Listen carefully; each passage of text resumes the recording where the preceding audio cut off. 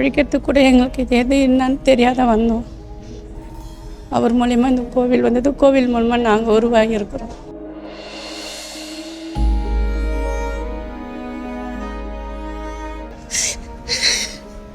நல்ல மனுஷன். எல்லார்கிட்டையுமே குழந்தைங்கள்லேருந்து பெரியவங்க வரையும் எல்லார்கிட்டையுமே சகஜமாக நல்லபடியாக எல்லார்கிட்டையும் பழகுவார்.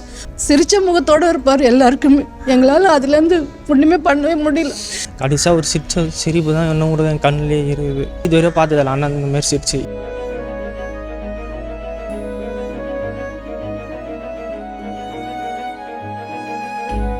ரொம்ப நல்ல மனுஷன். அம்மாக்காக வாழ்ந்தவங்க மாதிரி வாழ்ந்தாங்க. அவங்களுக்கு இன்னும் கொஞ்சம் ஆயுசை கொடுக்குற கடவுள்.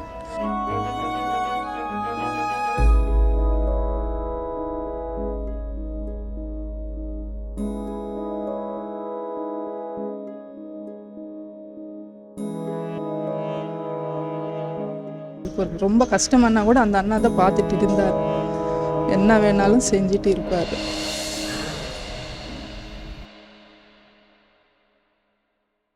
இந்த தெருவில் நான் இங்கே வரும்போது எதுவுமே இல்லாமல் வந்தேன். என்னை ஆதரித்தவங்க வந்தார். பாலாஜண்ணா ஃபேமிலி. என் பையன் இன்றைக்கி படிச்சிருக்கிறான். என் பொண்ணு ஒரு நல்ல நிலைமைக்கு வந்திருக்கிறான்னா அது அண்ணனால தான்.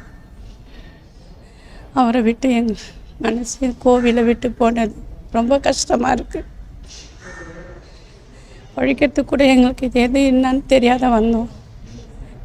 அவர் மூலிமா இந்த கோவில் வந்தது. கோவில் மூலமாக நாங்கள் உருவாகி இருக்கிறோம். இதுமாரி ஒருத்தர் மறுபடியும் நாங்கள் சந்திக்க ரொம்ப கஷ்டம். அண்ணனுடைய இது எங்கேயுமே இங்கே இந்த கோவிலில் தான் இருக்கும். அதனால் நாங்கள் ரொம்ப பிரார்த்தனை பண்ணிக்கிறோம். கடைசியாக இப்போ பங்குனி உத்திர பார்த்தோம். திருக்கல்யாணத்துக்கு ரொம்ப ரொம்ப இதுவாக இருந்தார். அங்கேயும் ஓடி அன்னதானம் பண்ண போனார். திருக்கல்யாணத்தையும் பார்த்தாரு. ரொம்ப அவங்க வீட்டுக்கு வந்தாங்கன்னா கூட அவங்க வீட்டுக்குன்னு போகவே மாட்டார். ஃபஸ்ட்டு கோவில்கிட்ட தான் வருவார்.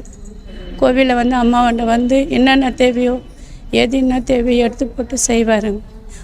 ஒன்று கூட இல்லைன்னா கூட யாரையும் கூப்பிடவே மாட்டாருங்க. அவரே எல்லாத்தையும் எடுத்து போட்டு பண்ணுவார். இப்படியாப்பட்டவர் இந்த கோவிலுக்கு மறுபடியும் கிடைக்கிறது ரொம்ப கஷ்டம். நல்ல மனுஷன். இந்த மண்ணில் பிறக்காத மாணிக்கன்னு கூட சொல்லலாம்.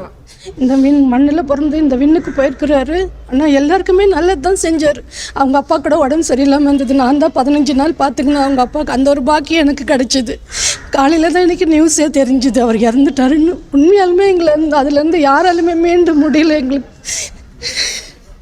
நல்ல மனுஷன். எல்லார்கிட்டையுமே குழந்தைங்கள்லேருந்து பெரியவங்க வரையும் எல்லார்கிட்டையுமே சகஜமாக நல்லபடியாக எல்லார்கிட்டையும் பழகுவார். ஒரு இந்த பாகுபாடு இல்லாமல் பழகுவார். எங்களுக்கே அதிர்ச்சி மாதிரி இருக்குது. அட்வைஸ் பண்ணுவார். சிரிச்ச முகத்தோடு இருப்பார் எல்லாருக்குமே. எங்களால் அதுலேருந்து ஒன்றுமே பண்ணவே முடியல. அவங்க அம்மாவெலாம் நினச்சா எங்களுக்கு ரொம்ப கஷ்டமாக இருக்குது. எப்படி ஃபீல் பண்ணுவாங்க, அது எப்படி இது பண்ணிப்பாங்க, அதுலேருந்து எப்படி வெளியே வருவாங்க. ஏன்னா அவங்களும் வயசானவங்க தான்.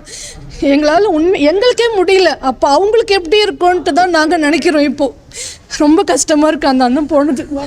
பாலாஜி அண்ணனை ரொம்ப பிடிக்கும்ண்ணா. அண்ணன் கடைசியாக இப்போ பங்குனி ஊற்றுறதுக்கு வந்துட்டு போனாங்க. பூஜைலாம் ரொம்ப கஷ்டப்பட்டு தான் பண்ணாங்க. ஏன்னா தெருவில் எல்லாருமே இல்லை, எல்லாருமே கொஞ்சம் வெளியே போயிட்டு இருந்தாங்க. அவரே தான் மற்ற வேலையுமே எடுத்து போட்டு நடத்தினார். மற்ற வேலைன்னா எப்படி வெளியெல்லாம் போயிட்டு அன்னதானம் பண்ணிவிட்டு இங்கே பூஜையும் பார்த்துட்டு அங்கேயும் ஓடி போய் எல்லாம் செஞ்சுன்னு இருந்தார். யாரையாவது நினச்சிக்க போகிறாங்கன்னு எல்லா வேலையும் எடுத்து போட்டு செஞ்சார். கடைசியாக ஒரு சிரிப்பு தான் இன்னும் கூட என் கண்ணிலே இருக்குது. தாலி கட்டுறாங்க அம்மாவுக்கு திருக்கல்யாணத்தப்போ. அண்ணா அப்படி ஒரு சிரிப்பு நானே இதுவரை பார்த்ததில்ல. அண்ணா இந்த மாதிரி சிரிச்சு எதனால் அவர் அப்படி சிரிச்சார் நான் பார்த்தேன்னு கூட எனக்கு தெரியல. இங்கே எல்லாருமே சொல்லுவாங்க, நீ அத்தை பாலாஜிரா, அவனை மாரி பாலாஜி அந்த மாரி கும்பிட்ற செய்கிற, நீ அதேமாரி இருப்பார அந்த மாதிரியே இருக்கு. நான் ரொம்ப எதிர்பார்த்தேன். இப்போது இந்த திருக்கல்யாணம் முடிஞ்சிட்டு இது அம்மா பிறந்த நாள் வருது. அப்போ வந்து அண்ணன் தான் அபிஷேகம் முன்னின்னு மொத்தமே பண்ணுவாங்க. அண்ணன் தான் ஃபுல்லாக நைட்டு வந்து மொத்தம் சுயம்புக்கு மொத்தம் அபிஷேகமே பண்ணுவாருன்னு. கடைசியாக என்னால் நம்பவே முடியல. நான் ஃபோன் பண்ணி கூட நேற்று கேட்டேன், இதுமாரி ஸ்டேட்டஸ் போட்டுருக்கீங்களே இது உண்மையாக பொய்யான்னு கேட்டேன். இல்லைப்பா உண்மையிலே இந்தமாதிரி நடந்தது, ஹார்ட் அட்டாக் வந்துடுச்சு. என்னால் இன்னும் இப்போ வரைக்கும் கூட நம்பவே முடியல. அண்ணனை வீடியோலலாம் போட்டவொன்னே தான் எனக்கு என்ன பண்ணுறதுன்னு தெரில. அண்ணனை ரொம்ப பார்க்காம இருக்க முடியல. ரொம்ப எதிர்பார்த்துருந்தேன் அம்மாவுக்கு வந்து அபிஷேகம் பண்ணுவாருன்னு. அண்ணனை பற்றி சொல்லணும்னா இன்னும் சொல்லியிருப்பாரு. அவர் இன்னும் எவ்வளோ கும்பாபிஷேகம்லாம் பண்ணணும்லாம் இருந்தார். இன்னும் பெரிய பெரிய சிவன் கோயிலெலாம் அவர் வந்து கும்பாபிஷேகம் இப்போ நடக்கிறது வேலூரில் இருக்குது, அங்கேயும் போனோன்னு இருந்தார். திடீர்னு இதுமாரி அவரு எப்படி நினச்சின்னு இருப்பாரோ, அவர் ஆத்மா எப்படி இருக்குமோ எங்களுக்கே ஒன்றும் தெரியல. நாங்களே இவ்வளோ வருத்தப்படுறோம். அண்ணன் ஆத்மா இன்னும் எவ்வளோ பிரஜஷ்டம் எவ்வளோ பூஜை பண்ணணும்னு அண்ணன் எதிர்பார்த்துருந்தாரோ அது அவருக்கு மட்டும்தான் தெரியும்.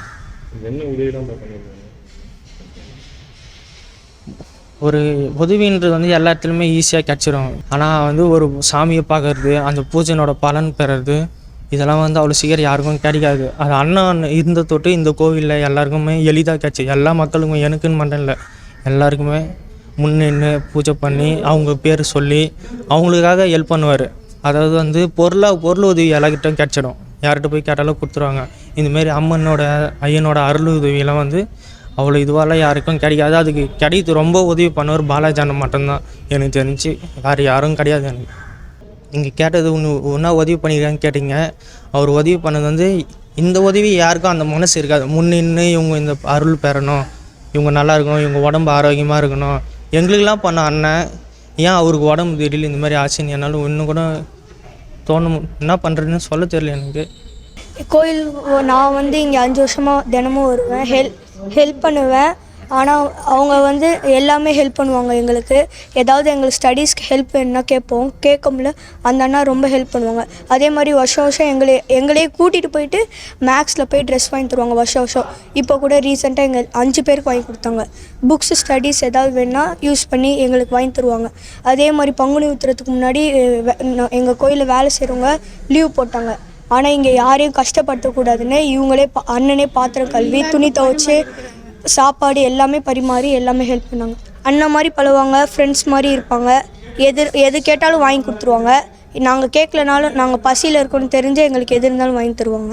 கீழே கட்டி வச்ச தெய்வம் மாதிரி நாங்களும் ஒப்பிட்டு எல்லா நாளும் வருவாங்க. பூஜை என்ன ஷூட்டிங்கில் இருந்தாலும் பூஜைன்னா வந்துடுவாங்க. வந்து எல்லாருக்கும் மஞ்சள் குங்குமம் கொடுக்குறது எல்லா வேலையும் போட்டு பார்ப்பாங்க. எல்லாமே பார்ப்பாங்க. ரொம்ப நல்ல மனுஷன். அம்மாக்காக வாழ்ந்தவங்க மாதிரி வாழ்ந்தாங்க. அவங்களுக்கு இன்னும் கொஞ்சம் ஆயுசை கொடுக்குற கடவுள். அதான் எங்களுக்கு ரொம்ப வருத்தமாக இருக்குது.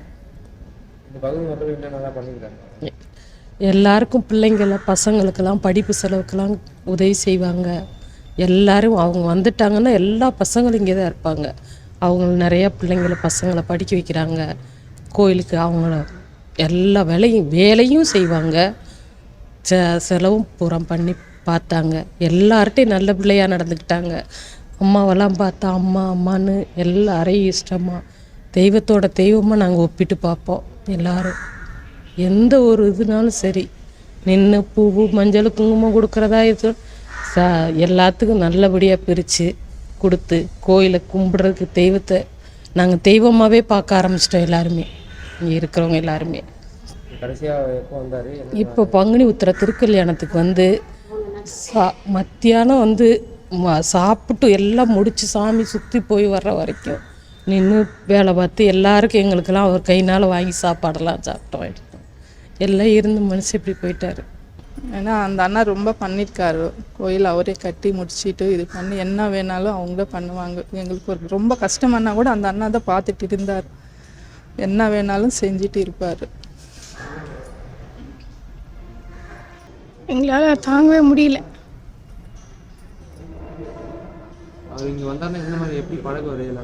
ரொம்ப பழகுவாங்க.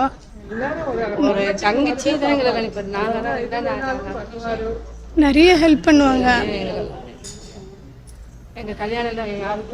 கோயில் இவ்வளோ அழகாக கட்டிருக்கிறாங்கன்னா அவங்க தாங்க காரணம்.